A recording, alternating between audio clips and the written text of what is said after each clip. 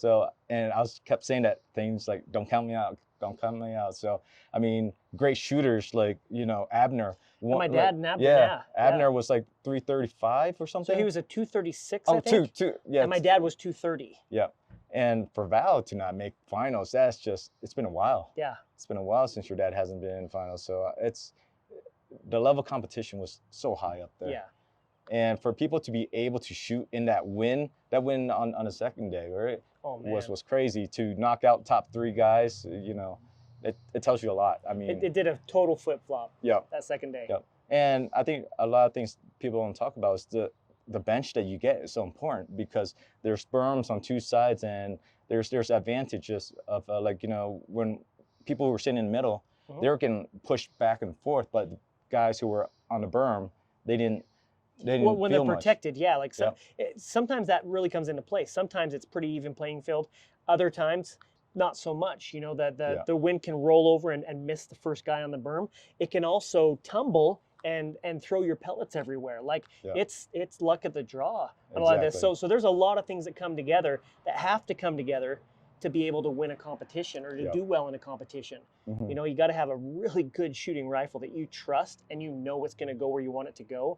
You've got to practice, have the equipment that you need, and there's a little bit of luck involved. Oh, in definitely everything. a little luck. I mean, definitely the weather. You just can't predict the weather and your bench number. You know, it's all a draw, and that's what makes these competitions so hard and competitive. Yeah, and so. How does it feel to be labeled now the champs of all champs now? Dude, it's humbling. Like I'm grateful for the opportunity to come in and compete with this level of competitors. It feels good. I felt elated. Like when I shot my card, I normally look around and I count everybody's card. I do. I'm curious. Right? I want to see how I really did. But after I shot that card today, I just sat back and I was just like, I started putting my stuff away. I'm just like, I was happy. I was totally content. I was like, I don't think I could have done any better than that. That was my best effort. I did everything I could have done. I followed my protocol of how I shoot perfectly, and I feel really good about it. And plus, everybody was like freaking out and smiling and like, "You did it!" Yeah, I mean, you know, I always look at people's card like, well, they're shooting as well, and this time I was like, I can't look at things, you know, and I just tell myself I'm nervous. I was shaking. At first I wasn't. I was like, you know, we've done this before. But with this level of competition, it was just like, it just got me so nervous. And I was like, I'm not even gonna look. I'm waiting for someone to just come up to me and tell me like how Thayne did. And Ben was like, you know, Donnie, did you hear about Thayne? I was like, no. He's like, yeah. He's like 11 or 13 down. I was like, well, 11 to 13 down. That means he'll either tie his last year's record, 239, but during the dinner today, you know, when Justin set a new world record at 240, that's just unbelievable. I mean, that is just incredible. Yeah, so.